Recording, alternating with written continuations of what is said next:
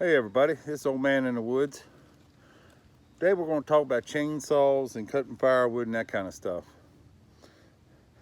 I was watching one of Stump Jumper's videos yesterday, and he said that he mentioned my name and how I told him to make sure that he recorded every tree that he cut by hand. I know he likes to cut trees. I could tell by the way he was cutting them. He loves it. But either somebody commented on there, said if you're taking two saws with you, you wouldn't have had that problem when the saw blew up. That's very true, but when you're cutting timber in the mountains by yourself, it's hard to carry two saws, an axe, a wedge, gas, and oil. You just can't hardly do it. Usually what you do is you have two-man teams. You have one man cutting timber and the other guy topping.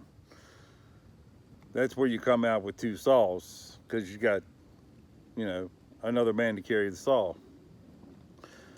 But when you're cutting firewood, usually you got a vehicle with you when you go out there. So it is a good idea to take two saws. I always do, And whatever size saw you're comfortable with is what I say cut with. I cut with big saws that you can cut timber with, for the simple fact, yeah, they weigh a little more than a regular firewood saw, but I can put it down a lot faster because I'm done quicker with a bigger saw. So to me, it balances out the weight and the time. Is a good balance point.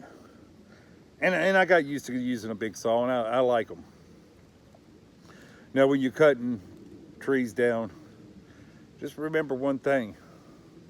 The little ones will kill you just as fast as the big ones will. I'm going to tell you, for instance, 39 years ago, my grandfather, him and his sons were out cutting firewood, and they were on top of a ridge, on the very top of it, and they cut a tree, and it was on an angle, something like that. And it hung up. So instead of going back and trying to get the tree down, they was confident that it was hung up there pretty good. Well, the wind come up on the backside of the ridge and lifted that tree up, and it fell on my grandfather, hit him in the head. It was about 10 inches around where it hit him, and it didn't kill him right off.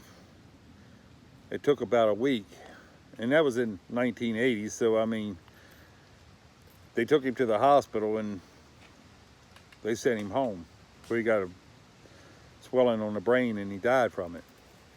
But yeah, whenever you get a tree hung up, if you can't get it down any way at all, get away from it, way away from it. Don't hang around it, because you never know what might happen. The wind might get up or something, and it's not worth taking your life over it. So remember those few things, and push that thumbs up, push that subscribe button, like, comment. It ain't gonna hurt you any.